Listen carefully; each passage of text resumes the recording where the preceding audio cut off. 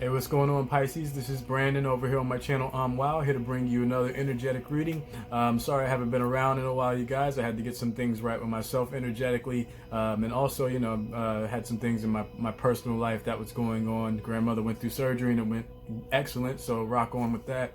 But I also had to do a little bit of self-work on myself so that I can really figure out what it is that I want to bring to you guys on this channel, and make sure I'm bringing the best of myself to you whenever I do these.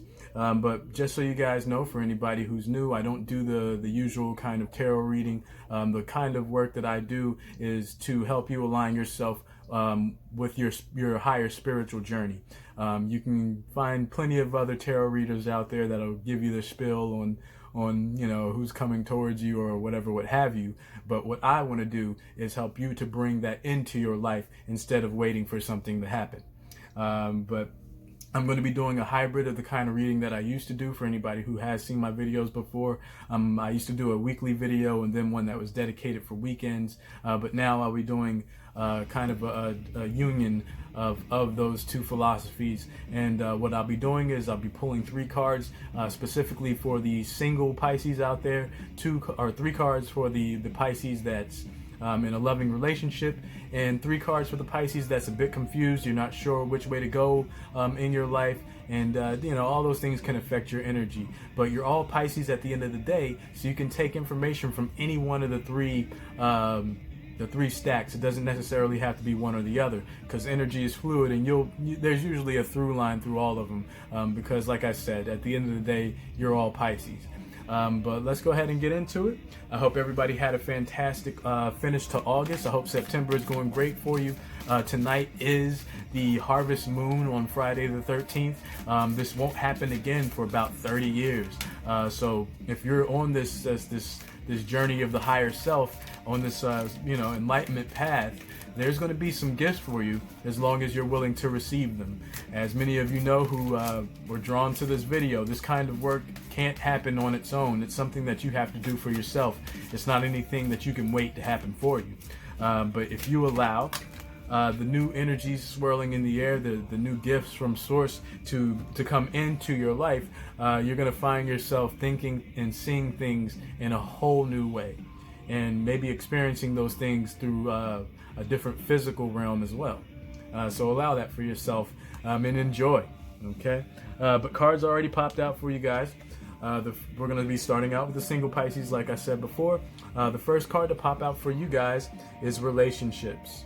Okay, if you've been single for a while, if you're tired of being single, or maybe you're just in that kind of state where you want to be single, make sure that you're keeping relationships around you that provide support for the foundation that you're trying to build for yourself, that walk with you on your path up the mountain. And make sure that you're providing nourishment to those relationships as well, and not just using them as tools in your chest, things that you can toss away at any given moment. When somebody brings you a loving element into your life, that's what provides the sweetness for your sacral chakra. That's why this card is the orange hue. It's just kind of like a peach, I guess, but that's why this card is that color, because your relationships provide that spirit of creation to that area just below or just around your navel. That is the sacral chakra energy center.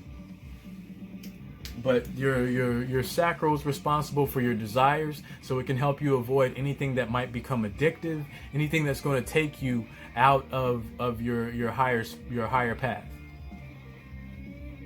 The next card up for my lovely Pisces is base chakra energy. This is the Muladhara chakra, and this basically is telling you to tend to not only your roots, but the soil that you have it planted into. You want to make sure that you're doing something for your physical self and not allowing yourself to be unhappy with any one aspect of you.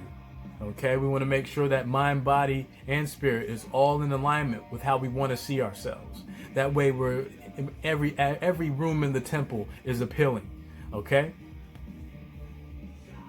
Yeah, get out there this weekend and go and enjoy. Like, listen to some live music or something like that. Get out there and allow the universe to enjoy you. Okay. And also, let's make sure we're taking some time for the third eye, getting a little bit of time for meditation, maybe 5 or 10 minutes, here and there. It doesn't have to be like something that has to take up your whole day. But allow yourself just a moment of quiet or a moment of just listening to something that brings you into that state of calm. That way you're turning down the loudness of the world around you and honing in on what it is that your inner voice is telling you.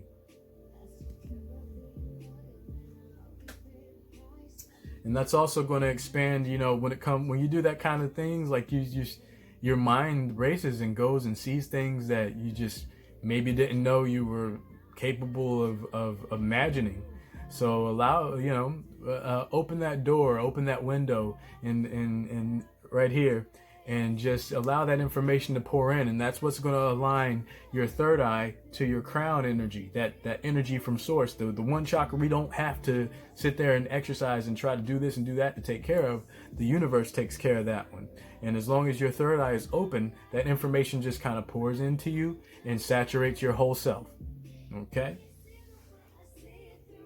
And you'll find yourself like doing things that you maybe didn't do before, or desiring to do things in a different way. And I'm going to give it a nice good shuffle for the Piscean. Whoop, there. Whoop, whoop. It just kind of hopped out of there. Give me a second. Okay. So the first card to pop out for the Piscean in love and in a loving relationship is honesty. If you've been feeling that things are not, in a state of clarity, if there's a little bit of discordant energy between you and your partner, that honest communication, just like it shows in the picture here, she's holding the key to the thing that has her voice locked away.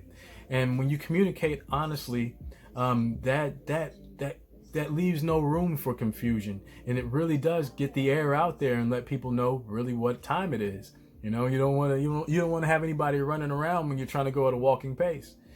So you have to communicate that, but you want to do it in a way that's not, overly assertive or demanding. You want to do it in a way that speaks to, this is good for me, and it would be great if you thought the same, or if you can help me, along the way of trying to attain this kind of thing. If you can't really make anything work if you're not willing to change or work for it.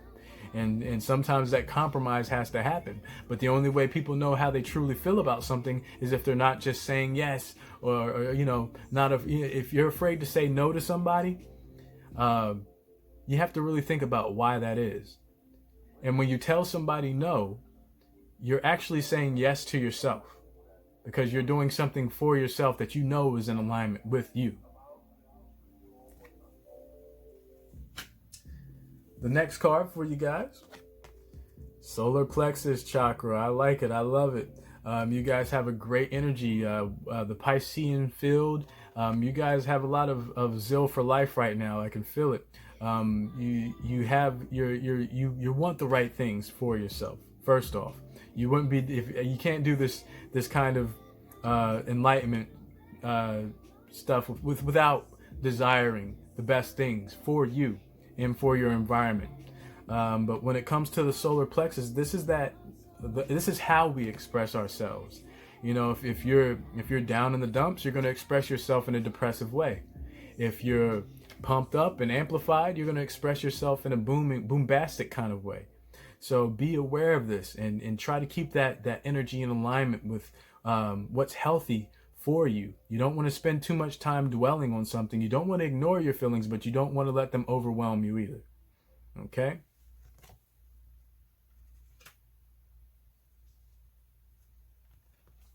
And lastly, for my loved up Pisces, we're going to be using sound to our advantage. It's not just the things that come out of your mouth when you see this card. This is throat chakra energy. This is the Visuddha, and that's why it's blue. But when it comes to sound, it's not only what comes from within that can affect you, but external influences as well. There's stimulus all around us that can affect our mood, be it music, be it a weird sound in the background, something dinging or a buzz going away or coming back. But, you know, it's these kind of things. Sorry about that. It's these kind of things that we have to monitor and make sure that we're putting things in our environment and also speaking things out of ourselves and from ourselves that really do appeal to that universal need for something to just be harmonious. All right? You want to make sure that you're applying yourself to the harmony of your universe and not being a weird A sharp person. I don't even know if that's an actual note, so forgive my unintelligible rambling sometimes. But yes, you want to make sure that you're coming from a harmonious place, all right? Making sure that you are in harmony with everything around you and with yourself. All right, so put on some good music, put on things that take you away from whatever's bringing you down or low vibrational, and put on something that brings your spirits up, makes you get up and want to just move and enjoy being yourself, okay? And for my complicated Pisces out there, we're going to stay in that Visuddha energy. We're going to stay in that throat chakra energy and make sure that we're expressing ourselves and our creativity in wonderful ways as well. You express yourself in different ways, not just how you speak, but in your body language as well. And maybe you know when somebody comes to your house, how your house is set up as well. It also speaks to your own creative expression. So be aware of the different ways that you can express yourselves. And if you find trouble expressing yourself to someone in your life, or if you feel like they aren't expressing themselves to you all that well, find a creative way to go about it. Write it down, give them a, I know it sounds kind of outdated and corny, but maybe you could write a poem for them or write down what you want to say to them before you say it to them. That way you can make sure that you really understand what it is that you're trying to speak. So just be mindful of what it is that you're putting out to the world, and you want to speak creation. That's the enlightenment path right there. The what you hear people saying is the word for creation. So allow this from yourself. That way you can clear up anything that is confusing or you are causing disillusionment, and bring that clarity into your life just by speaking creation into it.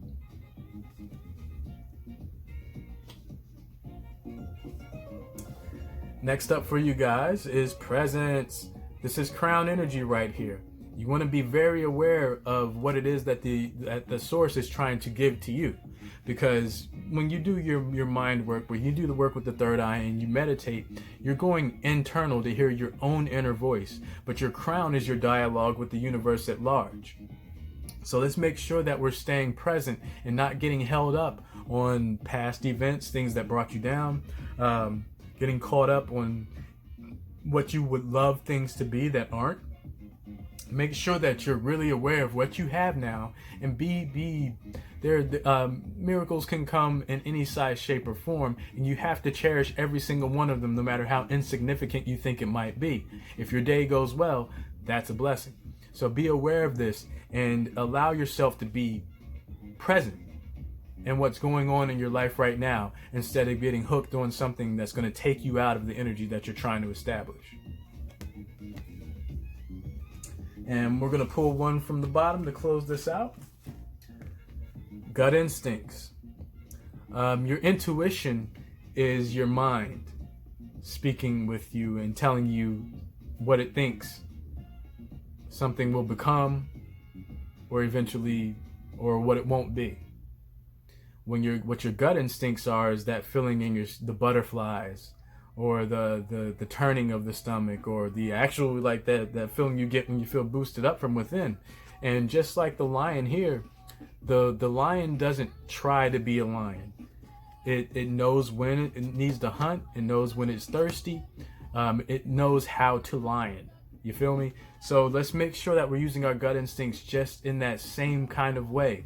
You're allowing your body to hear the intuition of your mind, and making a decision with a complete understanding of what it is that's going on around you.